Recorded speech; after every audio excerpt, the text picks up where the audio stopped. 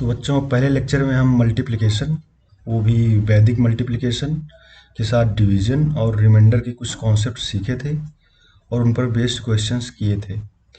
और उस क्वेश्चंस में कुछ प्रीवियस ईयर के क्वेश्चंस थे, कुछ नए क्वेश्चंस थे कैसे आ सकते हैं इस बार टीयर 2 में।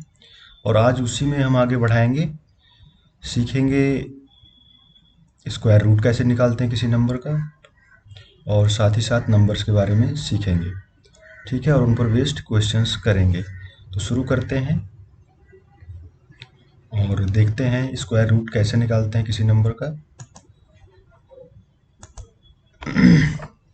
स्क्वायर रूट निकालने के लिए बच्चे दो तरीके होते हैं। एक तो हमारा होता है फैक्टर का मेथड होता है, फैक्टराइजेशन करते हैं, ठीक है। और दूसरा होता है हमारा डिवीजन मेथड। इसी डिवीजन मेथड से एक आगे आप कॉन्सेप्ट पढ़ेंगे, सक्सेसिव डिवीजन होता है, और उस पर बेस्ड क्वेश्चंस खूब आते हैं एग्जाम में, तो हमें सीखना इसलिए ज़रूरी हो जाता है यहाँ।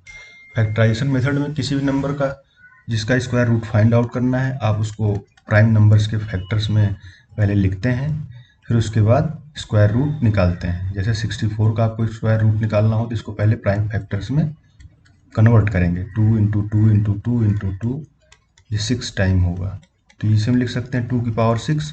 और किसी नंबर का स्क्वायर रूट निकालना होता है, इसका मतलब इसकी पावर 1/2 की जाती है। आपको हम सर्ड और इंडिसेज में सिखाएंगे ए की पावर m की पावर n जो होती है, ए की पावर m n के बराबर हो जाती है, ठीक है। तो यहाँ से आ जाता है 2 की पावर 6 की पावर 1/2, जो कि 2 की पावर 3 है, मतलब 8 है। ऐसे आप छोटे छोटे नंबर्स के स्क्वायर रूट्स फाइंड आउट करते हैं, लेकिन बड़े नंबर्स हों अगर, तो उस केस में आपको फैक्टराइजेशन करने में समय भी लगेगा और चीज़ें आसान नहीं रह जाती हैं। तो उसी के लिए हमारा बना है डिवीजन मेथड। डिवीजन मेथड में कोई बड़ा नंबर हो, जैसे एक नंबर लिख लीजिए रैंडमली कोई आप, 386492, ऐसे एक नंबर है 6 डिजिट का। इसको स्क्वायर रूट करना हो आपको, तो इसके लिए तरीका है कि राइट साइड से शुरू करके दो दो नंबर्स के पेयर बना लें आप, ठीक है। जैसे मैंने राइट से शुरू किया तो एक नंबर बना हमारा दो डिजिट का 9292, अगला बना 6464, अगला बनेगा 38, ठीक है। ऐसे पेयरिंग हमने कर ली। अगर लास्ट में मान लीजिए एक सिंगल डिजिट बनती है तो उसको भी हम एक डिजिट का नंबर ही कंसीडर करेंगे, ठीक है। नेक्स्ट स्टेप में हम अब ऐसा कोई एक लार्जेस्ट पॉसिबल नंबर लेंगे जिसमें उसी नंबर से मल्टीप्लाई करने पर जो प्रोडक्ट आए वो 38 से छोटा हो या 38 के बराबर हो। तो ऐसा नंबर लार्जेस्ट एग्जिस्ट करता है 6, तो 6 को 6 में मल्टीप्लाई करेंगे और 6 को ऊपर भी लिख लेंगे, ठीक है बच्चे, इतना समझ में आया? शाबाश। अब इसको ऐड करेंगे तो एक 2 डिजिट का नंबर बन जाएगा, ठीक है। नेक्स्ट डिवाइजर हमारा ये होगा और इस डिवीजन को आप कंप्लीट कर लीजिए। 6 गुणे 6 36 होता है, रिमाइंडर आपका 2 आ जाएगा पहले स्टेप से। अब नेक्स्ट पेयर नीचे ले आएंगे 6 4, ठीक है। ये पेयर आपका नीचे आ गया। अब ये 3 डिजिट का एक नंबर बन गया।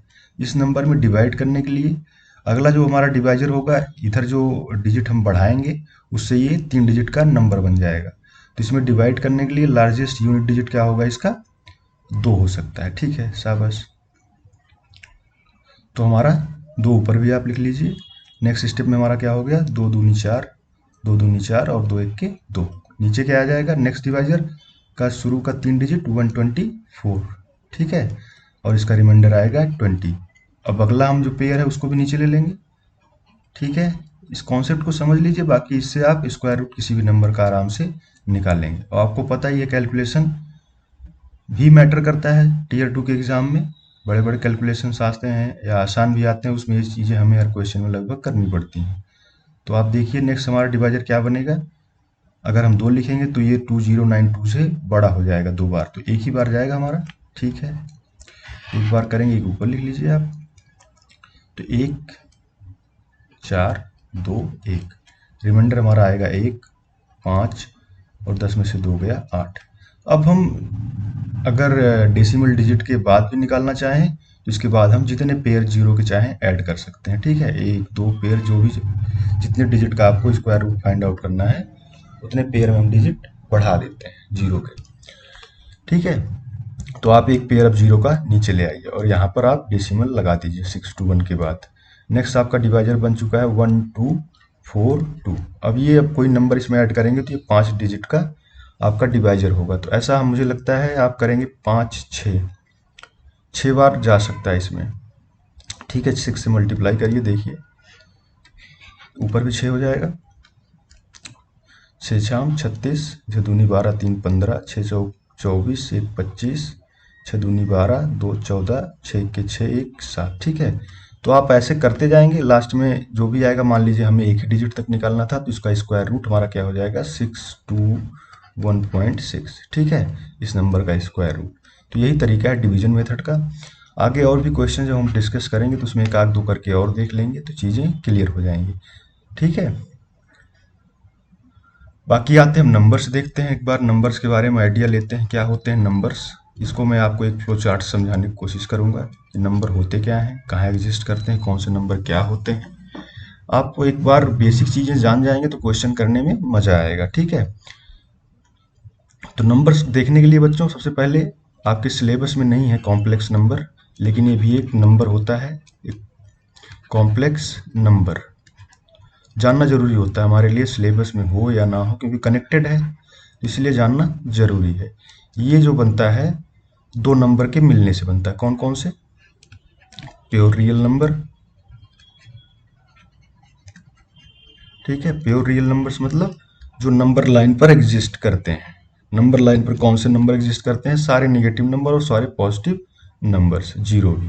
ठीक है, ऐसा इसका मतलब जिन नंबर्स को हम जानते हैं इसको हम आर से डिनोट करते हैं, ये हमारे रियल नंबर्स होते हैं। इसके सेट में कौन कौन से आते हैं? माइनस इन्फिनिटी से लेकर के प्लस इन्फिनिटी। ठीक है, इसके बीच में हमारा जीरो भी आता है, -1 भी आता है और +1 भी आता है। ये सारे नंबर जो भी हैं फ्रैक्शन में हो, रैशनल हो, इरेशनल हो, सारे नंबर हमारे रियल नंबर हैं, जो नंबर हम जानते हैं। और एक दूसरा नंबर होता है प्योर इमेजिनरी नंबर। इन दोनों नंबर के मिलने से हमारा कॉम्प्लेक्स नंबर बनता है। प्योर इमेजिनरी नंबर, ये नंबर एग्जिस्ट नहीं करते हैं, सिर्फ ऐसा एज्यूम किया जाता है कि ऐसा कोई नंबर हो सकता है। ठीक है, तो इनको हम बोलते हैं प्योर इमेजिनरी नंबर्स। उसके बाद रियल नंबर दो तरीके का आप बोल सकते हैं, कौन कौन से होते हैं? एक होता है हमारा रैशनल नंबर। रैशनल नंबर्स आपके सिलेबस में इमेजिनरी नंबर भी नहीं है, कॉम्प्लेक्स नंबर भी नहीं है। ठीक है, तो उन पर आपको ज़्यादा ध्यान देने की ज़रूरत नहीं है, बस एक जानते रहिए क्या होते हैं ये। रैशनल नंबर होता है, दूसरा होता है हमारा इरेशनल नंबर्स। अभी यहाँ हम सिर्फ ये देख रहे हैं कि नंबर्स होते क्या हैं, कितने टाइप के होते हैं, कौन कौन से होते हैं, बाकी एक एक करके इनके बारे में आगे हम डिटेल में डिस्कशन करेंगे। ये हमारा इरेशनल नंबर हुआ। इरेशनल नंबर्स, रैशनल नंबर्स को हम क्यू से डिनोट करते हैं। ठीक है, और इरेशनल नंबर को क्यू आर से डिनोट करते हैं। ठीक है बच्चे, और रैशनल नंबर हमारे दो तरीके के हो सकते हैं। एक तो हमारा इंटीजर होता है, इंटीजर मतलब 1 2 3 0 -1 -2 ये सब हमारे इंटीजर हैं। दूसरा हमारा फ्रैक्शन हो सकता है। फ्रैक्शन मतलब जो इंटीजर फॉर्म में नहीं होते हैं, उनको हम फ्रैक्शन बोलते हैं। इंटीजर को आई से डिनोट किया जाता है, इनका जो सेट बनता है उसको आई से डिनोट करते हैं, फ्रैक्शन को हम एफ से डिनोट करते हैं। इंटीजर भी हमारे दो तरीके के हो सकते हैं, कौन कौन से? भाई एक जीरो के नंबर लाइन पर, एक जीरो के लेफ्ट साइड वाले जिनको हम बोलते हैं निगेटिव नंबर, और जीरो के राइट साइड वाले को बोलते हैं पॉजिटिव नंबर्स। तो एक हमारा पॉजिटिव नंबर्स हो गए, पॉजिटिव इंटीजर्स, और दूसरे हमारे निगेटिव इंटीजर हो गए। जीरो हमारा ना तो पॉजिटिव होता है ना निगेटिव होता है, तो जीरो को एक अलग कैटेगरी में हम रखते हैं, उसको भी बताते हैं कैसे रखेंगे। निगेटिव इंटीजर्स, पॉजिटिव इंटीजर को आई प्लस से डिनोट करते हैं और निगेटिव इंटीजर को आई माइनस से। इनका जो सेट बनता है, कभी कभी आपको ऐसे ही क्वेश्चन में पॉजिटिव इंटीजर ना बोल करके आई प्लस या आई माइनस कर सकते हैं। जीरो को कंसीडर करने के लिए एक नया ग्रुप क्या एग्जिस्ट करता है, जो होल नंबर्स का ग्रुप होता है, एक सेट होता है हमारा होल नंबर। सारे काउंटिंग नंबर्स होते हैं इसमें, काउंटिंग नंबर मतलब 1 2 3 4 5 और 0। ठीक है, होल नंबर, इसको हम W से डिनोट करते हैं। इसका जो सेट होता है, इसमें कौन कौन से नंबर होते हैं? 0 1 2 3, सारे काउंटिंग नंबर्स और 0। ठीक है, होल नंबर्स को इसी के दो कैटेगरी में रखा जाता है, पहली कैटेगरी है नेचुरल नंबर्स। नेचुरल नंबर्स मतलब सारे काउंटिंग नंबर। नेचुरल नंबर्स मतलब सारे काउंटिंग नंबर्स 1 2 3 4 5। तो इसमें आता है हमारा n, जो सेट बनता है 1 2 3 4 5। ठीक है, ये हमारे काउंटिंग नंबर्स। बाकी हमारा बचता है जीरो। जीरो जो होता है ये तो ना तो निगेटिव होता है ना पॉजिटिव होता है, नाइदर निगेटिव नॉट पॉजिटिव। ठीक है, इसको आप हमेशा ध्यान में रखेंगे। और जीरो को हम हमेशा इवन की कैटेगरी में रखते हैं, इवन नंबर का जो सेट बनता है उस कैटेगरी में रखते हैं, उस सेट में रखते हैं। तो जीरो हमेशा इवन नंबर कंसीडर किया जाता है बच्चे। ठीक है, तो ये फ्लो चार्ट अब अगर आप दिमाग में रखेंगे तो आपको कभी नंबर्स के बारे में कोई कन्फ्यूजन नहीं होगा। और चाहे तो आप इसको नोट कर सकते हैं या इसका पीडीएफ भी आपको बाद में लेक्चर के बाद मिल जाएगा। और कोशिश करिए समझने की, नोट करने की बजाय समझेंगे तो दिमाग में चीज़ें बनी रहेंगी। आगे आते हैं, एक एक करके हम नंबर्स को डिस्कस करते हैं और देखते हैं कैसे कैसे क्वेश्चन इन पर एसएससी में पूछे जाते हैं। ठीक है बच्चे, सबसे पहले हम डिस्कस करेंगे नेचुरल नंबर। पहले ही बता दिया हूँ आपको ये क्या होते हैं, काउंटिंग नंबर्स होते हैं। नेचुरल नंबर्स हमारे काउंटिंग नंबर्स होते हैं। इसको एन से डिनोट करते हैं और इसके सेट में 1 2 3 4 5 6 ऐसे नंबर्स होते हैं। ठीक है, काउंटिंग नंबर बोलते हैं इन्हें, काउंटिंग नंबर होते हैं। किसी चीज़ को आपको गिनना हो तो ये नेचुरल नंबर के थ्रू ही गिनते हैं कि कितने हैं, 4 लोग हैं, 5 लोग हैं, 4 फल हैं या 2 फल हैं। तो ये नेचुरल नंबर के थ्रू आप उनको काउंट करते हैं, इसलिए इसे काउंटिंग नंबर भी बोला जाता है। नेचुरल नंबर में 2 तरीके के नंबर होते हैं बच्चे। एक इवन नंबर होता है हमारा, इवन नंबर। इवन नंबर मतलब 2 के मल्टीपल, 2 4 6, जीरो हमने छोड़ दिया, जीरो भी ले सकते हैं आप। 0 2 4 6 8 10 ये सारे हमारे इवन नंबर्स होते हैं, मतलब ये 2 के मल्टीपल हैं। ऐसे ही ऑड नंबर होता है, ऑड नंबर हमारे जो 2 के मल्टीपल ना हो। तो ऐसे कौन से नंबर हैं, 1 3 5 7, ये हमारे ऑड नंबर्स हैं। ठीक है, अब इनके ऑपरेशंस थोड़ा आप देख लीजिए कैसे होते हैं। वो कभी कभी क्वेश्चन में बड़ा यूजफुल होता है। जब 2 आप इवन नंबर को मल्टीप्लाई करते हैं तो रिजल्ट आपका इवन ही आता है। इवन और ऑड को मल्टीप्लाई करेंगे तो रिजल्ट आपका ऑड आएगा। मतलब 2 इवन नंबर को मल्टीप्लाई करेंगे तो रिजल्ट आपका इवन नंबर ही आएगा, और इवन नंबर को ऑड नंबर से मल्टीप्लाई करेंगे तो आपका रिजल्ट ऑड नंबर ही आएगा, और ऑड नंबर को ऑड नंबर से मल्टीप्लाई करेंगे तो रिजल्ट आपका ऑड आएगा। ऐसे ही ऐड करने में जब 2 इवन नंबर को ऐड करते हैं तो रिजल्ट आपका इवन नंबर आता है, और एक इवन नंबर और एक ऑड नंबर को ऐड करेंगे तो रिजल्ट आपका ऑड नंबर आएगा। 2 ऑड नंबर को ऐड करेंगे तो रिजल्ट आपका इवन नंबर आएगा। ठीक है, ऐसे ही सब्ट्रैक्शन में जब 2 ऑड नंबर को घटाते हैं तो उसका रिजल्ट इवन आता है। 2 ऑड नंबर को जोड़ेंगे तो उनका रिजल्ट इवन नंबर आता है। तो जोड़ने वाला पहले बता चुका हूँ। ठीक है, अगर आप इवन और ऑड का डिफरेंस लेंगे तो भी आपका ऑड ही नंबर आएगा। ठीक है, साथ ही साथ डिवीजन का, बच्चे डिवीजन के बारे में हम नहीं कह सकते हैं इवन को ऑड से डिवाइड करो या ऑड को इवन से डिवाइड करो, तो हम कुछ भी नहीं कह सकते इनके बारे में क्लियरली कि ये इवन आएगा या ऑड आएगा। ठीक है, ये हमें क्वेश्चन से पता चल पाएगा। जैसे आप एग्जांपल देख सकते हैं कि 6 में हम 2 से डिवाइड करें तो ऑड आ रहा है, ऐसे ही 8 में 2 से डिवाइड करें तो इवन आ रहा है। इसका मतलब डिवीजन में हम क्लियरली नहीं बोल सकते, इसको आप हमेशा दिमाग में रखेंगे। ठीक है, और इसके बाद ही हमारा जो नंबर्स पर बेस्ड क्वेश्चंस आते हैं, इंटीजर और फ्रैक्शंस पर बेस्ड, वो आते हैं कि एक मैथमेटिकल एक्सप्रेशन आपको दे दिया जाता है, उसमें कई सारे नंबर कई सारे ऑपरेशन से एक दूसरे से कनेक्टेड होते हैं, फिर उनको सॉल्व करना होता है। उसके लिए आप बहुत सीखे हैं, बचपन से सीखते आए हैं। क्या सीखे हैं कि बॉड मॉस एक टेक्निक है ये सॉल्व करने की मैथमेटिकल एक्सप्रेशन को। ठीक है, इसमें जैसे कई सारे नंबर हों, 2 + 3 - 2 × 4 डिवाइड बाई 2। ठीक है, इसमें ब्रैकेट भी यूज़ कर लेते हैं, +3 × 2 - 1, ये सारा इसे बोलते हैं मैथमेटिकल एक्सप्रेशन का ऑपरेशन। ठीक है, इनको सॉल्व करने के लिए ये बॉडमॉस एक तरीका बताया गया है। इससे क्या करते हैं, इससे क्या समझ में आता है कि पहले जैसे कोई भी ऑपरेशन ऐसे लगे हों, कई सारे नंबर्स के ऑपरेशन लगे हों एक्सप्रेशन में, तो उनको सॉल्व करने के लिए सबसे पहले आप ब्रैकेट को सॉल्व करते हैं। ब्रैकेट भी 4 तरीके के होते हैं, उनको भी डिस्कस कर लेंगे करके हम।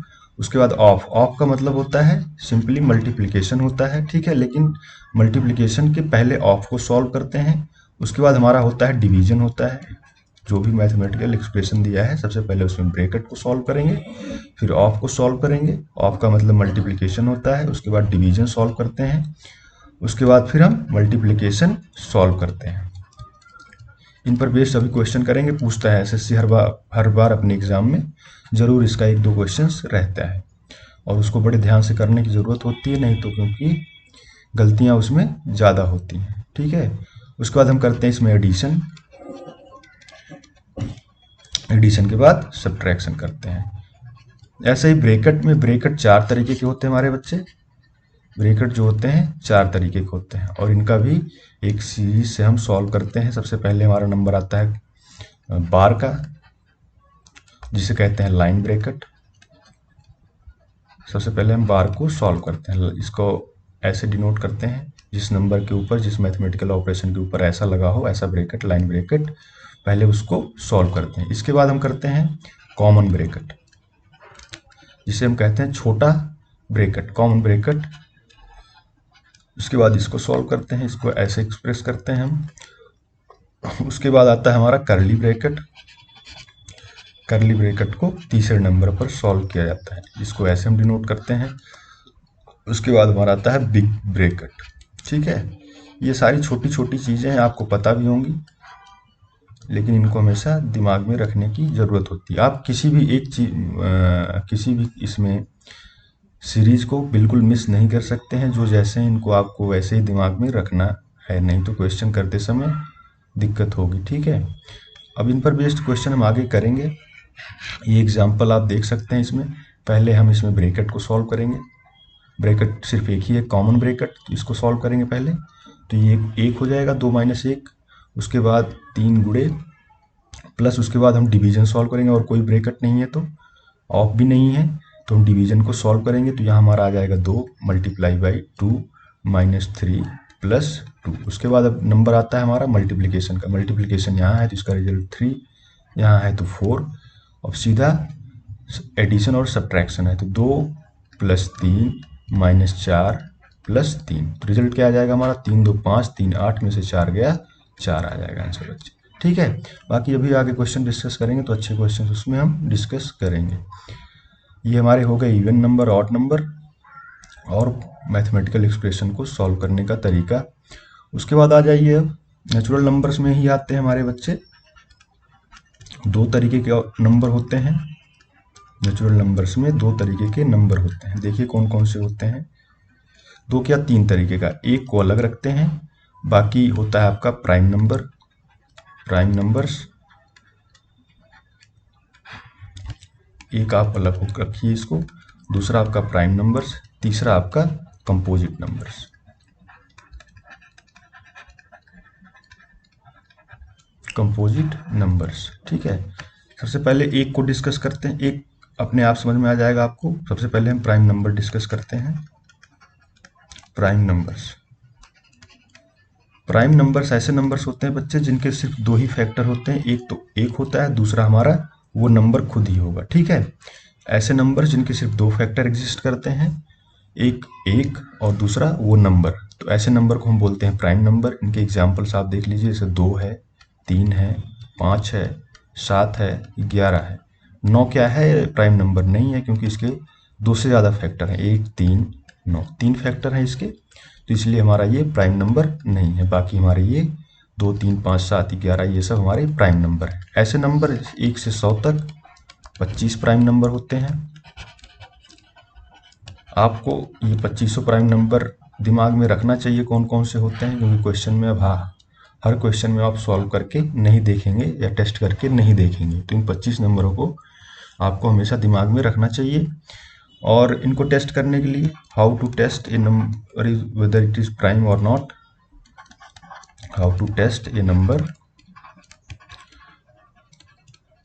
प्राइम है कि नहीं उसको चेक करने के लिए एक तरीका होता है। जैसे कोई नंबर आपको गिवन है 47 है, इसको टेस्ट करना है आपको प्राइम नंबर है या नहीं है, तो क्या करेंगे, 47 का स्क्वायर रूट करते हैं आप, स्क्वायर रूट करके जो ग्रेटेस्ट इंटीजर हो स्क्वायर रूट का, उसको हम कंसीडर करते हैं। देखिए कैसे कि ये स्क्वायर रूट करेंगे अगर हम, तो 6 और 7 के बीच में आएगा इसका स्क्वायर रूट, मतलब 6 पॉइंट समथिंग आएगा।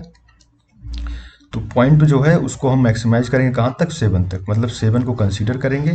तो 7 से छोटे जितने प्राइम नंबर्स हैं उनको आप लिख लीजिए, 5 है, 3 है, 2 है। ये 3 प्राइम नंबर 7 से छोटे हैं। अगर इन 3 प्राइम नंबर से ये डिविजिबल है कंप्लीटली, तो ये नंबर प्राइम नंबर नहीं होगा। किसी में से किसी एक प्राइम नंबर से भी अगर ये डिविजिबल है कंप्लीटली, तो 47 हमारा प्राइम नंबर नहीं होगा। अगर नहीं डिविजिबल है तो 47 हमारा प्राइम नंबर हो जाएगा। देखिए आप डिविजिबल है कि नहीं, 47 5 से डिविजिबल नहीं है, 47 ना ही 3 से डिविजिबल है, 47 ना ही 2 से डिविजिबल है। तो इस केस में हम कहेंगे 47 एक प्राइम नंबर है। ऐसे ही एग्जाम्पल और करके आप देख लीजिए। मान लीजिए कोई नंबर है 161, इसको टेस्ट करना है प्राइम नंबर है या नहीं है। तो क्या करेंगे, सबसे पहले इसका स्क्वायर रूट करेंगे। स्क्वायर रूट करेंगे तो 12 और 13 के बीच में आएगा। तो 13 को हम लेंगे, 13 से छोटे जितने हमारे प्राइम नंबर हैं उनको आप लिख लीजिए, 11, 7, 5, 3 और 2। ये हमारे 5 प्राइम नंबर आए 13 से छोटे। अगर इनमें से किसी से ये डिविजिबल है तो ये प्राइम नंबर नहीं होगा 161। अगर डिविजिबल नहीं है किसी से तो 161 हमारा प्राइम नंबर हो जाएगा। तो 161 क्या है, 11 से डिविजिबल है, नहीं डिविजिबल है। 7 से डिविजिबल है, देखिए आप, 7 दूनी 14, 2 16, 7 त्रिक 21, 7 से ये डिविजिबल है। इसका मतलब हमारा 161 जो है ये not a prime number, not a prime number. ठीक है बच्चे, ऐसे आप टेस्ट कर सकते हैं। आगे इसका बहुत यूज होगा तो आप इसको अच्छे से समझें। नेक्स्ट आते हैं, दूसरा होता है हमारा कंपोजिट नंबर। कंपोजिट नंबर्स, अच्छा प्राइम नंबर्स में ही और एक चीज जान लीजिए कि प्राइम नंबर्स में कि एक होते हैं हमारे को प्राइम नंबर्स। को प्राइम नंबर्स किन्हें कहते हैं, दो नंबर ऐसे जिनके बीच कोई कॉमन फैक्टर ना हो, उन नंबरों को बोलते हैं हम को प्राइम नंबर्स। जैसे हमारा 15 और 16 हुआ। 15 और 16 में एक के अलावा except one there is no other common factor between 15 and 16। इसलिए हमारे बच्चे कि 15 और 16 को बोला जाता है को प्राइम नंबर्स। ऐसे और एग्जाम्पल आप बताएंगे मुझे कौन कौन से हैं। वेरी गुड, 18 और 35, very good.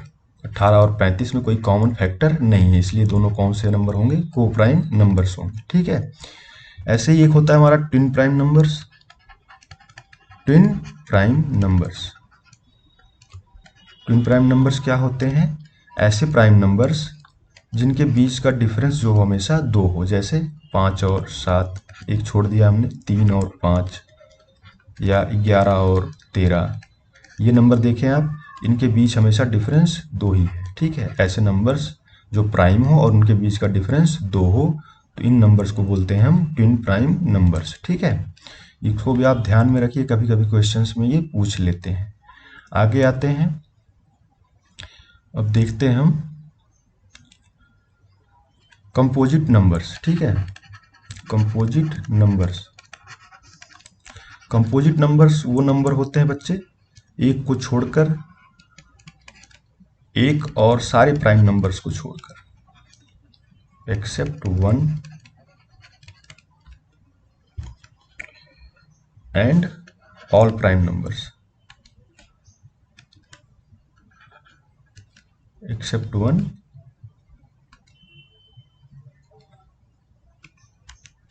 And all prime numbers. इसका मतलब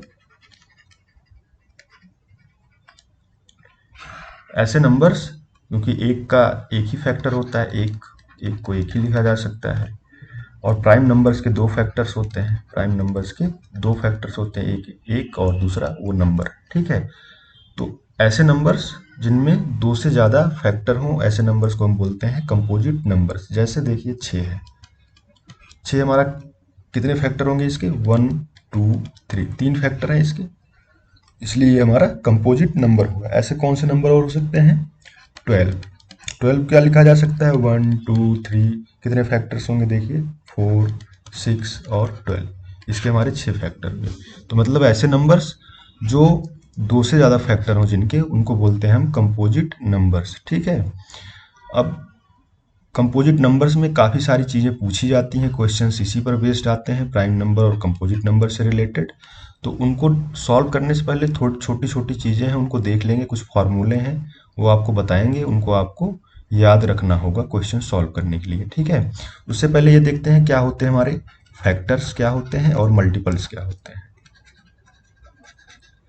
फैक्टर्स और मल्टीपल्स ये जानना इसलिए ज़रूरी है, आगे अभी आप जब एचसीएफ और एलसीएम सीखेंगे तो उसमें फैक्टर्स और मल्टीपल्स का बहुत यूज होगा। ठीक है, दोनों को समझने के लिए बच्चे, जैसे 12 को आप क्या लिख सकते हैं, प्राइम नंबर्स के फैक्टर के प्रोडक्ट में लिखने के लिए क्या लिखेंगे, 2 मल्टीप्लाई बाई 2 मल्टीप्लाई बाई 3। तो ये जो दो, एक भी होता है इसका मल्टीपल, एक भी लिख लीजिए, 1 2 और 4 इसका एक, 3 और 4 और 6 और 12, ये सारे जो हैं क्या हैं, 12 के फैक्टर्स हैं। फैक्टर्स का मतलब ये सब जो नंबर है ये 12 को डिवाइड करेंगे, मतलब ये क्या है, फैक्टर्स क्या होते हैं, ऑल डिवाइजर्स ऑफ नंबर। जो सारे भाजक हैं नंबर के वो हमारे क्या होते हैं, फैक्टर्स होते हैं। जैसे 12 के कौन कौन से डिवाइजर होते हैं, 1 2 3 4 6 और 12, ये सब हमारे क्या है, 12 के फैक्टर्स हैं। फैक्टर्स मतलब ऑल डिवाइजर्स ऑफ नंबर। ऐसे मल्टीपल 12 का आपसे मल्टीपल पूछा जाए तो 12 का मल्टीपल 12 होगा, 24 होगा, 36 होगा, 48 होगा। मल्टीपल्स मतलब जो 12 से डिवाइड होने वाले नंबर्स, तो ऐसे नंबर्स हमारे क्या होते हैं, मल्टीपल्स होते हैं। ठीक है, तो 12 का मल्टीपल्स कौन कौन है, 24, 12 भी है, नंबर भी है, 24, 36, 48, ये सारे हमारे क्या होते हैं, मल्टीपल्स होते हैं बच्चे। अब आगे इन्हीं पर बेस्ड हम चीज़ें देखेंगे। किसी नंबर को आप, किसी कंपोजिट नंबर को प्राइम नंबर के प्रोडक्ट में लिखा जा सकता है, प्राइम नंबर्स के प्रोडक्ट में लिखा जा सकता है। जैसे देखिए आप 12 को क्या लिख सकते हैं हम, तो 2 मल्टीप्लाई बाई 2 मल्टीप्लाई बाई 2, अच्छा मल्टीप्लाई बाई 3, मतलब 2 दूनी 4 तिहाई 12। ये जो हमारे हैं 2 2 3, ये क्या है, ये प्राइम फैक्टर्स हैं इसके। तो यूनिक प्राइम फैक्टर कितने हैं इसके, भाई दो अलग अलग प्राइम फैक्टर्स हैं इसमें। कौन कौन से हैं, 2 और 3 है। ठीक है बच्चे, 2 और 3 है, 2 और 3 इसके दो यूनिक फैक्टर्स हैं, प्राइम फैक्टर्स हैं। 2 और 3 देखिए प्राइम नंबर्स हैं, तो इन्हें बोला जाता है प्राइम फैक्टर्स। इन्हीं पर बेस्ड क्वेश्चन आता है। मान लीजिए किसी नंबर को n को आप लिख रहे हैं, a जो है प्राइम नंबर है, उसकी पावर p आ रही है, b प्राइम नंबर है, उसकी पावर q है, c एक प्राइम नंबर, उसकी पावर r है। ऐसे ही किसी नंबर को प्राइम नंबर्स के फैक्टर्स में लिखा जा सकता है। तो इस केस में इस पर क्वेश्चन पूछे जाते हैं, कई तरह के क्वेश्चन पूछे जाते हैं, एक एक करके आप देख लीजिए, फिर इन पर बेस्ड एग्जाम्पल करेंगे, फिर इन पर बेस्ड जो क्वेश्चंस आ सकते हैं उनको किया जाएगा। इनमें क्वेश्चंस क्या आते हैं कि number of unique prime factors, unique prime factors कौन कौन से होंगे इसमें, ए बी सी, ये सारे हमारे यूनिक प्राइम फैक्टर्स होंगे। जैसे 12 के केस में हमने देखा था कि 2 की पावर 2 गुणे 3 था ये, इसमें यूनिक प्राइम नंबर फैक्टर कौन से हैं, 2 और 3 है। इसी पर क्वेश्चन एक और आता है कि number of total factors, number of total factors. Number of total factors क्या होंगे, 12 केस में देखिए, 12 को हमने लिखा था 1 गुणे 2 की पावर 2 पावर 12 को लिखा था हमने 2 पावर 2 गुणे 3। ठीक है, इसके कौन कौन से फैक्टर होंगे बच्चे, 1 होगा, 2 होगा, 3 होगा, 4 होगा, 6 होगा, 12 होगा। कितने टोटल फैक्टर हो गए, 1 2 3 4 5 6, टोटल फैक्टर इसके हो गए 6। तो ये टोटल फैक्टर्स हैं इसके, मतलब all divisors of number. Total factors मतलब इसको आपसे पूछ सकता है ऐसे कि all divisor, number of total factors जगह नंबर ऑफ टोटल डिवाइजर भी आपसे पूछा जा सकता है। तो इस केस में ये क्या हो जाता है बच्चे कि जो भी पावर है प्राइम नंबर्स के, जो फैक्टर आए हैं उनकी जो पावर है उनमें एक ऐड करा के उनको आपस में मल्टीप्लाई करा दीजिए। मतलब इसका p+1 into q+1 into r+1। ठीक है, बहुत बेसिक से चल रहे हैं, चीज़ें धीरे धीरे लेवल बढ़ाते जाएंगे बच्चे। ठीक है, अगला क्वेश्चन इसमें पूछ सकता है आपसे कि number of odd factors, number of odd factors. अच्छा, ऑड फैक्टर्स क्या होंगे भाई? ऐसे फैक्टर जो ऑड हो। ऑड का मतलब जो दो के मल्टीपल ना हो। तो किसी नंबर को ऐसे लिखा जा सकता है क्या? मान लीजिए कोई नंबर है, मान लीजिए n नंबर है, तो जितने ऑड फैक्टर हैं इसके, ऑड प्राइम फैक्टर, उनको अलग लिख लें, a की पावर p इंटू बी की पावर q इंटू सी की पावर r। और इवन नंबर का जो फैक्टर है वो e की पावर मान लीजिए n है, उसको अलग कर दें। तो मतलब ये सारे हमारे ऑड फैक्टर्स हो गए, ये इवन वाला हम अलग कर लिए। तो नंबर ऑफ ऑड फैक्टर्स आप क्या बोलेंगे यहाँ से? नंबर ऑफ ऑड फैक्टर्स कितने हो जाएंगे बच्चे? ये होंगे जितने भी ऑड प्राइम फैक्टर्स हैं उनकी जो पावर है उसमें एक ऐड करा के उनको मल्टीप्लाई कर दीजिए, p plus one into Q plus one. A B C हमारे क्या हैं? ए बी सी हमारे हैं ऑड प्राइम फैक्टर्स। ठीक है, तो इनको आप मल्टीप्लाई करा देंगे। ऐसे ही इसी में पूछा जा सकता है आपसे कि number of even factors. Even factor निकालने के लिए आप टोटल फैक्टर में से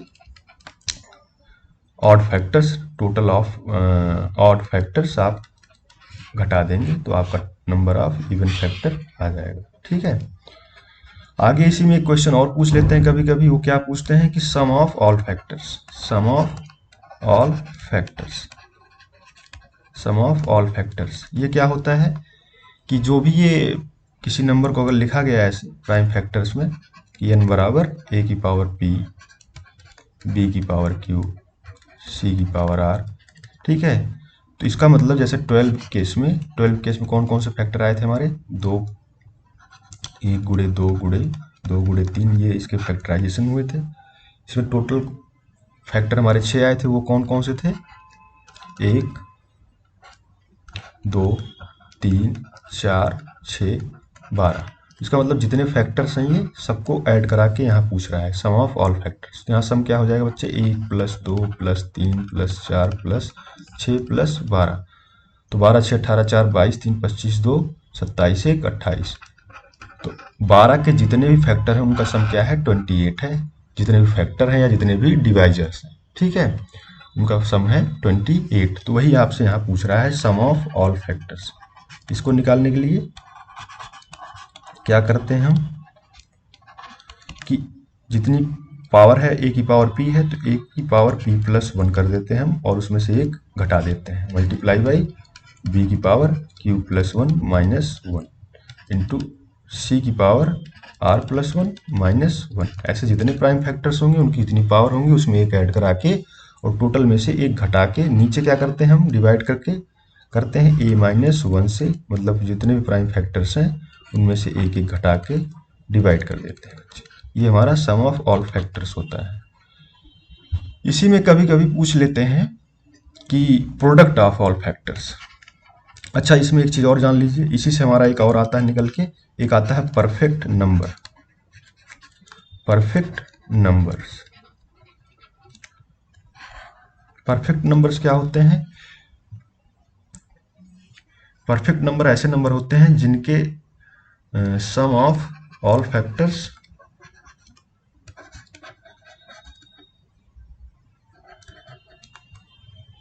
सम of all factors except number, ये किसके बराबर हो जाए? नंबर के बराबर। इसका मतलब ऐसा नंबर जिसके सारे फैक्टर और उसमें से जो नंबर है उसको घटा दें, मतलब हटा के नंबर के अलावा जो सारे फैक्टर्स हैं उनका जो सम हो वो नंबर के बराबर हो। तो एक एग्जांपल इसका देख लीजिए आप, जैसे 28 है तो इसके कौन कौन से फैक्टर होंगे? इसको पहले प्राइम फैक्टर्स में आप कन्वर्ट करेंगे, इसको क्या लिखेंगे? 1 multiply by 2 multiply by 2 multiply by 7। इसके कितने टोटल फैक्टर्स होंगे बच्चे बताओ? इसके टोटल फैक्टर्स कितने होंगे? इसको लिख सकते हैं आप 2 की पावर 2 इंटू 7 की पावर 1। तो टोटल फैक्टर्स कितने हो गए? 2 प्लस 1 टोटल फैक्टर्स, 2 प्लस 1 और 1 प्लस 1 का मल्टीप्लिकेशन, तो ये हो जाएगा 3 दूनी 6। टोटल फैक्टर्स इसके 6 हो गए। अच्छा, सम ऑफ ऑल फैक्टर्स क्या होंगे? देखो आप, सम ऑफ ऑल फैक्टर्स क्या होंगे? ऑल फैक्टर्स आप फॉर्मूले से भी कर सकते हैं। आप, इसका छोटा सा नंबर है डायरेक्टली सारे फैक्टर्स लिख के उनको ऐड कर सकते हैं। सारे फैक्टर्स इसके कौन कौन से होंगे, 1 होंगे, और कौन से होंगे, 2 होंगे, और कौन सा होगा, 4 होगा, फिर उसके बाद 7 होगा, उसके बाद 14 होगा, और उसके बाद 28 होगा। ठीक है, ये हमारे 6 फैक्टर्स हो गए 28 के। अब इनमें से बोल रहा है कि ऐसा नंबर जिनके सारे फैक्टर नंबर के अलावा जो फैक्टर हैं उनका सम किया जाए तो नंबर के बराबर आए। तो नंबर वाला फैक्टर छोड़ के, मतलब 28 है तो ये वाला छोड़ के बाकी जो फैक्टर्स हैं इनको ऐड किया जाए तो रिजल्ट अगर नंबर के बराबर आए तो ऐसे नंबर को हम बोलते हैं परफेक्ट नंबर। 1 + 2 + 4 + 7 + 14, अगर ये 28 के बराबर आएगा, इसके बराबर आ जाएगा, तो ये नंबर हमारा क्या होगा, परफेक्ट नंबर होगा। 14 7 21 4 25 2 27 1 28। तो इसका मतलब 28 क्या होता है, एक परफेक्ट नंबर होता है बच्चे। इस पर क्वेश्चन पूछे गए हैं, कभी एक आध दो बार पूछे गए हैं टीयर 2 के एग्जाम में, परफेक्ट नंबर पर बेस्ड क्वेश्चन पूछे गए हैं, तो इसको आपको दिमाग में रखना है। ठीक है, अब इसी में कभी कभी पूछ लेते हैं प्रोडक्ट ऑफ ऑल डिवाइजर्स या all factors, product of all factors. ठीक है, ये क्या होता है कि जितने भी इसके फैक्टर हैं उनका मल्टीप्लिकेशन क्या होगा। तो मानिए कोई नंबर है आप 24, तो इसके फैक्टर्स कौन कौन से होंगे, या प्राइम फैक्टराइजेशन कैसे करेंगे इसका, इसको लिखेंगे 2 × 2 × 2 × 3, तो इसका मतलब 2 की पावर 3 × 3, ठीक है, 3 की पावर 1। टोटल कितने फैक्टर होंगे इसमें भाई, 3 + 1 × 1 + 1, टोटल फैक्टर्स कितना हो जाएगा, 4 दूनी 8 फैक्टर्स हुए इसके। ठीक है, कौन कौन से फैक्टर होंगे एक बार आप उनको लिख लीजिए, देखिए क्या है ये, 1 2 3 4 6 8 और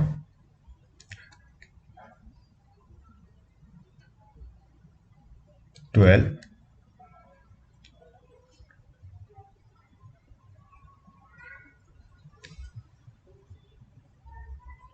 और कौन सा 24। ठीक है, ये 8 इसके फैक्टर्स हो गए। अब इनका मल्टीप्लिकेशन बोल रहा है, तो देखिए मल्टीप्लिकेशन क्या होगा, 1 × 2 × 3 × 4 × 6 × 8 × 12 × 24।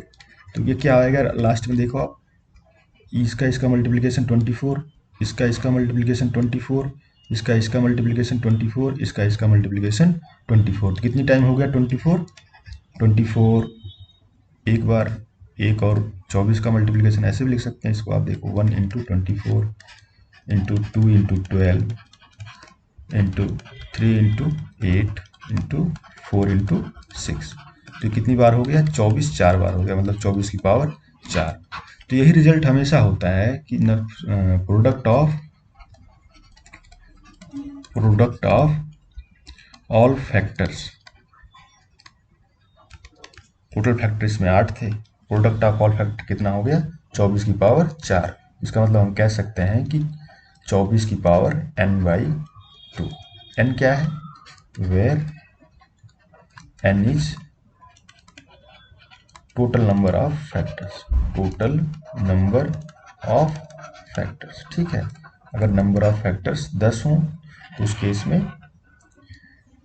नंबर्स की पावर 5 कर देंगे तो वो उसका टोटल प्रोडक्ट आ जाएगा फैक्टर्स का। ठीक है, आइए अब इन पर बेस्ड कुछ क्वेश्चंस करते हैं, देखते हैं कैसे क्वेश्चंस पूछे गए हैं और कैसे पूछे जा सकते हैं, फिर उसके बाद आगे बढ़ेंगे बच्चों। ठीक है, आइए देखते हैं।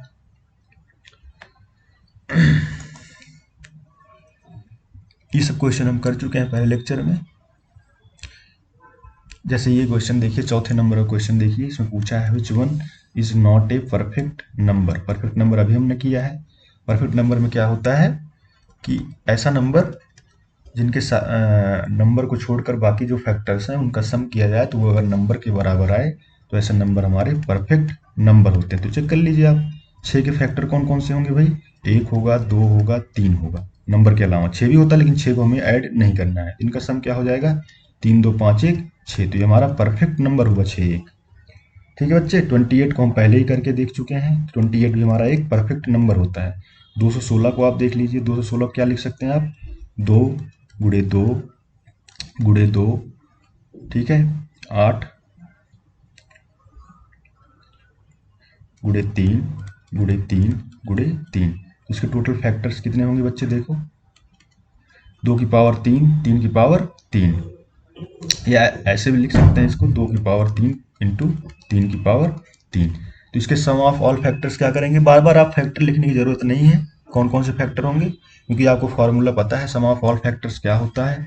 तो उसी से तरीके से आप कर लीजिए। सम ऑफ ऑल फैक्टर्स में क्या होगा बच्चे, 216 का 2 की power 3 plus 1 minus 1 multiply by 3 की power 3 plus 1 minus 1 upon 2 minus 1 और 3 माइनस 1। ये 2 की पावर 4 माइनस 1 15 हो जाएगा, और ये 3 की पावर 4 माइनस 1, 3 की पावर 4 क्या होती है 81 होती है, तो 80 हो जाएगा। ये नीचे क्या बचेगा 1 इंटू 2, तो क्या हो जाएगा ये 600। ठीक है, अब sum of all factors except number होता है, तो 216 इसमें से घटा दीजिए आप, तो क्या आएगा बच्चे, जो कि 216 के बराबर नहीं आएगा। ठीक है, जो भी आएगा देख लीजिए क्या आ रहा है यहाँ से 384, इसका मतलब ये नंबर के बराबर नहीं है, तो ये परफेक्ट नंबर नहीं है आपका, तो आंसर मार्क कर देंगे। चौथे को आपको टेस्ट करने की जरूरत नहीं है, ऐसे इसको भी कर सकते हैं टेस्ट कि ये नंबर परफेक्ट नंबर है या नहीं है। तो ये परफेक्ट नंबर है, 4961 एक परफेक्ट नंबर है। ठीक है, अगला क्वेश्चन देखिए, ये मैथमेटिकल एक्सप्रेशन में साइन का ऑपरेशन है और ब्रैकेट जो हमने सीखा था यहाँ करते हैं। देखिए इसमें कौन कौन से ब्रैकेट हैं, सबसे पहले ब्रैकेट देखा जाता है। सबसे पहले देखिए इसमें लाइन ब्रैकेट तो है नहीं, तो इसमें कॉमन ब्रैकेट है। सबसे पहले कॉमन ब्रैकेट को सॉल्व करिए। कॉमन ब्रैकेट सॉल्व करने के लिए सबसे पहले इसमें देखिए कौन कौन सा ऑपरेशन है, डिवीजन है और सब्ट्रैक्शन है। इसमें सबसे पहले हम क्या सॉल्व करेंगे, डिवीजन को, तो कर लीजिए इस ब्रैकेट को सॉल्व। इस ब्रैकेट को सॉल्व करेंगे तो क्या आएगा 13 डिवाइड बाई 3 माइनस 1/3, तो क्या हो जाएगा 4 हो जाएगा बच्चे, इसकी जगह हम 4 लिख देंगे। ठीक है, अब फिर उसके बाद हम करली ब्रैकेट सॉल्व करेंगे। करली ब्रैकेट में देखिए क्या क्या है, 5 डिवाइड बाई 4 माइनस 1, और इसकी जगह 4 आ चुका है पहले ही। ठीक है, और करली ब्रैकेट, इसमें सबसे पहले हम डिवीजन को सॉल्व करेंगे। डिवीजन को सॉल्व करिए, देखिए 5/4 हो जाएगा माइनस 1/4 हो जाएगा, इसका मतलब ये 1 आ गया। ये वाला ब्रैकेट आपका सॉल्व हो गया, यहाँ से यहाँ तक आपका रिजल्ट आ गया है, यहाँ तक 1 आ गया है। तो ठीक है, अब आगे क्या बचा है आपका, बिग ब्रैकेट बचा है। बिग ब्रैकेट में क्या है 1 डिवाइड बाई 5, और इस ब्रैकेट में 1 आया है तो मतलब 1 ही रह जाएगा, ये मल्टीप्लाई कर देंगे। ठीक है, हो के इतना गया ये।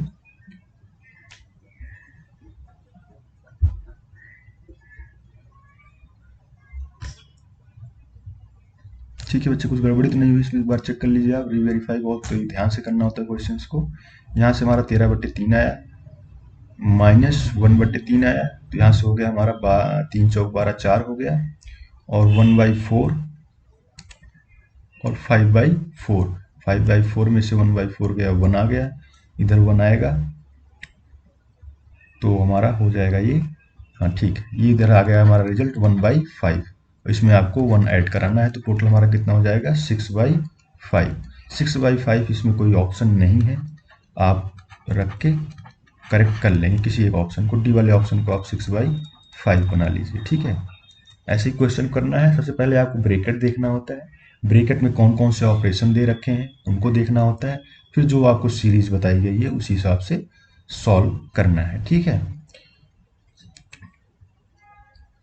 ठीक है बच्चे, एक क्वेश्चन ये देखिए, नंबर पर बेस्ड ही क्वेश्चन है ये। A student gets 3 marks for a correct answer and 1 mark is deducted for a wrong answer if she has attempted 80 questions to all at all and she has got only 160 marks, the number of correct answers she has attempted is। ठीक है, इसमें बोला है कि किसी student को सही question करने के लिए 3 नंबर मिलते हैं सही क्वेश्चन अटेम्प्ट करने पर, और गलत करने पर -1 हो जाता है। ठीक है, if she has attempted 80 questions, अगर उसने टोटल 80 क्वेश्चन अटेम्प्ट किए हैं और उसे मिला है 160 नंबर बच्चे। ठीक है, हमने एलिगेशन खूब कराया, आप एलिगेशन से भी कर सकते हैं डायरेक्टली, इसको नंबर के जो कॉन्सेप्ट अभी तक सीखे उससे भी कर सकते हैं। मैं यही कहूँगा ऐसे क्वेश्चन को आप एलिगेशन से किया करिए। आपका एवरेज नंबर क्या आ रहा है, बच्चे डिवाइड कर देंगे 2 आ जाएगा। ठीक है, 2 यहाँ लिख दीजिए एलिगेशन लगाने के लिए, फिर उसके बाद ये ग्राफ सॉल्व कर लीजिए आप। इधर आ जाएगा 1, इधर आ जाएगा 3, भाई इनका इसमें से इसको घटाएंगे तो 2 में से -1 गया 3 हो जाएगा, और 3 में से 2 गया 1 हो जाएगा। मतलब सही वाले क्वेश्चन और गलत वाले क्वेश्चन का रेशियो 3 और 1 होगा। टोटल अटेम्प्ट किए कि 80, तो 80 को 3 और 1 के रेशियो में डिवाइड करेंगे तो 60 इधर हो जाएगा, 20 इधर हो जाएगा। मतलब 60 क्वेश्चन इसने सही किए हैं, 20 क्वेश्चन इसने गलत किए हैं। आंसर आप देख के सॉल्व कर सकते हैं बच्चे। अच्छा, एक चीज़ मैंने ये नहीं बताई इसमें बच्चे, कोई निगेटिव नंबर होता है, यहाँ क्वेश्चन इसको देख लीजिए, कोई निगेटिव नंबर है, जैसे देखिए आप, कोई निगेटिव नंबर है कोई, इसका इवन पावर होगा तो रिजल्ट आपका पॉजिटिव आएगा, ठीक है, n की पावर e पॉजिटिव, ठीक है। ऐसे ही इवन नंबर है, इसकी पावर अगर ऑड होती तो ये रिजल्ट आपका ऑड आता, ठीक है, n की पावर o माइनस n की पावर o, ठीक है। ऐसे ही माइनस दो निगेटिव नंबर को मल्टीप्लाई करेंगे तो रिजल्ट आपका पॉजिटिव आता है, और एक निगेटिव हो एक पॉजिटिव हो, इसको मल्टीप्लाई करेंगे तो रिजल्ट आपका निगेटिव आता है। ऐसे ही दो निगेटिव नंबर को ऐड करेंगे तो रिजल्ट आपका निगेटिव ही आता है। ऐसे ही दो निगेटिव नंबर को आप सब्ट्रैक्ट करेंगे तो जो भी इसमें नंबर बड़ा होगा, जिसकी एब्सोल्यूट वैल्यू जिस नंबर की बड़ी होगी वही साइन इसमें आता है, ठीक है बच्चे। जैसे ये वाली वैल्यू अगर बड़ी है तो इसका साइन आएगा, ये वाली अगर वैल्यू बड़ी है तो इसका साइन आएगा, इसका साइन आने का मतलब माइनस इंटू माइनस प्लस हो जाएगा, ठीक है। तो इस केस में आप ध्यान से करेंगे। और डिवीजन करने में ऐसे देखिए, दो निगेटिव नंबर को आप अगर डिवाइड करेंगे तो रिजल्ट आपका पॉजिटिव आएगा।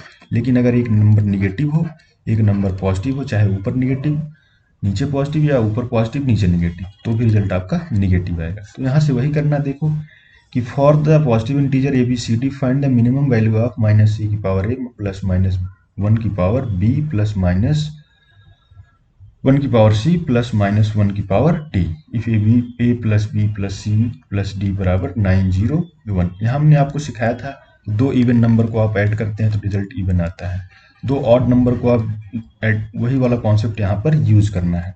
अब ये चार नंबर्स को ऐड करके रिजल्ट आपका ऑड नंबर आ रहा है, मिनिमम वैल्यू पूछा है, तो मिनिमम के लिए ऑड नंबर एक कब कब आ सकता है भाई, इसमें देखो या तो चारों ऑड है हमारे, चारों ऑड होंगे तो रिजल्ट आपका क्या आएगा फिर इवन नंबर आएगा, क्योंकि चारों ऑड अगर ऐड करेंगे आप, चार ऑड नंबर्स को आप अगर ऐड करेंगे तो रिजल्ट आपका इवन आएगा। तो इसका मतलब इसमें चारों ऑड नहीं हो सकते हैं। तो मैक्सिमम कितने ऑड हो सकते हैं इसमें बच्चे, मैक्सिमम 3 ऑड हो सकते हैं, 3 नंबर इसमें ऑड हो एक इवन हो। अगर 3 नंबर ऑड हो और एक नंबर इवन हो तो रिजल्ट आपका ऑड ही आएगा, क्योंकि ये तो इवन हो जाएगा और इसका सम इवन हो जाएगा, और इवन और ऑड को ऐड करेंगे तो रिजल्ट आपका ऑड आएगा। मतलब इसमें 3 नंबर आपके ऑड होंगे और एक नंबर आपका इवन होगा। तो अगर इसको आप मिनिमाइज करना चाहते हैं तो ठीक है, 3 नंबर अगर इसमें ऑड हो गए तो 3 -1 हो जाएंगे और एक आपका इवन होगा तो एक +1 हो जाएगा। तो इसकी मिनिमम वैल्यू क्या होगी, -2 होगी, ठीक है बच्चे। अब इसमें देखिए 8वें क्वेश्चन में the sum of factors of 1520 except the unity and the number itself. Sum of factors of 1520, 1520 को आप कैसे लिखेंगे,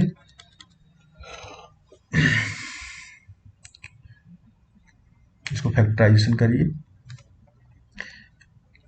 फैक्टराइजेशन करने का एक तरीका ये होता है, आप डिवीजन करते जाइए, 2 से कट रहा है, 2 से 14, 2 छक 12 0, 2 से फिर जाएगा 380, 2 से फिर जाएगा 190, 2 से फिर होगा 95, फिर 5 से होगा 90, फिर 90। कितने फैक्टर्स हो गए बच्चे इसके, 2 की पावर 4 मल्टीप्लाई बाई 5 की पावर 1 इंटू 19 की पावर 1, ठीक है।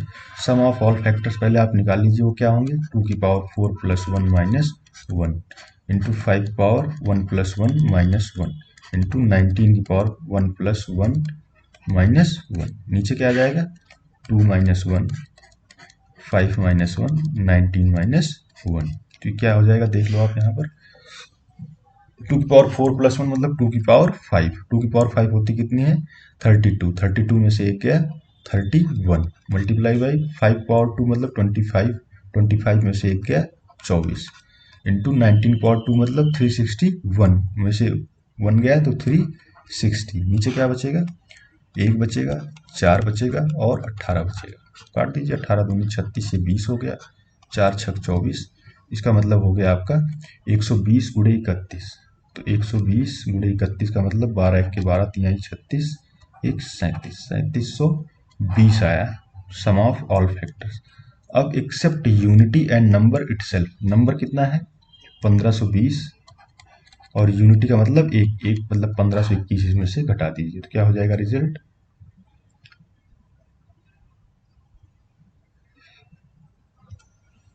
10 में से 1 गए 9, 11 में से 2 गया 9, 6 में से 5 गया और 5 में से 5 गया 0 और 2 में से 1 गया,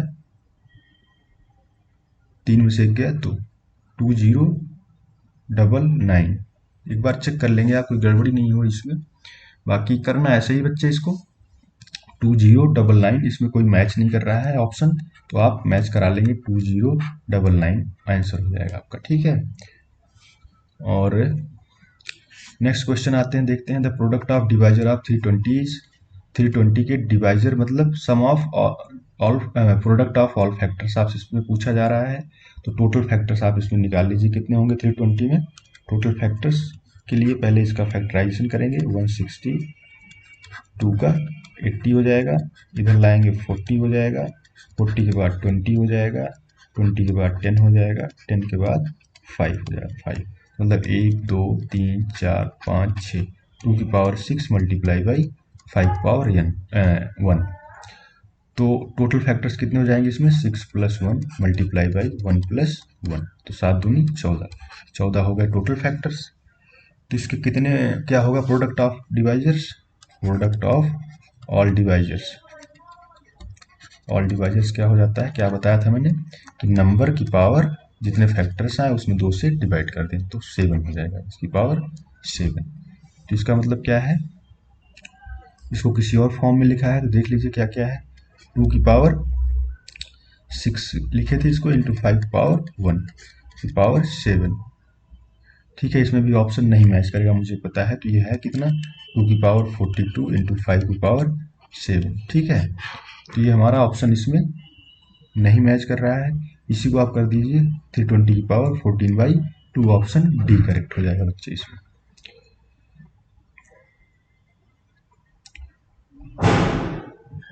बाकी ये 2 क्वेश्चंस जो हैं वो हम, अच्छा ये क्वेश्चन ये 10वां भी देख सकते हैं, area of rectangle is 72 centimetre square है, एरिया मतलब लेंथ एंड ब्रेथ जो है ए और बी का मल्टीप्लिकेशन 72 सेंटीमीटर स्क्वायर है। Sides are positive integer, maximum how many distinct अलग अलग कितने पेरीमीटर हो सकते हैं ऐसे एरिया वाले रेक्टेंगल के। तो भाई ए और बी का मल्टीप्लिकेशन 72 है, तो ऐसे कितने पेयर एग्जिस्ट करेंगे, इसका मतलब आपको क्या करना है 72 के फैक्टर्स निकालने हैं। देखिए कौन कौन से फैक्टर होंगे इसके, सबसे पहले इसका फैक्टराइजेशन करेंगे, 36 2 18 हो जाएगा, ये 2 से इधर करेंगे 9 हो जाएगा और 3 और 3, ठीक है। इसके फैक्टर्स क्या हो सकते हैं 2 की पावर 3 और ये प्राइम फैक्टराइजेशन हो गया। अब फैक्टर निकालेंगे तो 1 2 3 4 और 1 2 3 4, उसके बाद 6, उसके बाद 8, उसके बाद 9, 12 फैक्टर होंगे इसके टोटल। हमने 4 और 3 साथ लिख लिए, 9 हो गया और उसके बाद 12 24 नहीं 12 के बाद 18 आएगा, 18 के बाद 24, 24 के बाद 36, 36 के बाद 72। इसके टोटल फैक्टर्स कितने हो गए देखिए 1 2 3 4 12 फैक्टर्स हैं कि नहीं, 1 2 3 4 5 6 7 8 9 10 11 12 फैक्टर्स हो गए। अब इनका मल्टीप्लिकेशन हमें 72 रखना ही है, ठीक है। तो आपको मैंने पहले ही बताया है कि इसके प्रोडक्ट ऑफ, एक्चुअली आपको इसमें क्या निकालना होता है प्रोडक्ट ऑफ ऑल फैक्टर्स, ठीक है। प्रोडक्ट ऑफ ऑल फैक्टर्स क्या ही होगा बताओ आप बच्चे कि 72 ही होगा ना, जैसे हम करते थे इसमें निकालते थे पिछले वाले क्वेश्चन में भी जैसे देखे हैं इसमें देखिए आप दिखाई देते हैं, प्रोडक्ट ऑफ ऑल फैक्टर्स करेंगे तो 1 इंटू 72 को अलग कर सकते हैं, 2 इंटू 36 को अलग कर सकते हैं। ये हमारे सारे रेक्टेंगल ही बनाएंगे, ऐसे रेक्टेंगल जिनका एरिया 72 होगा।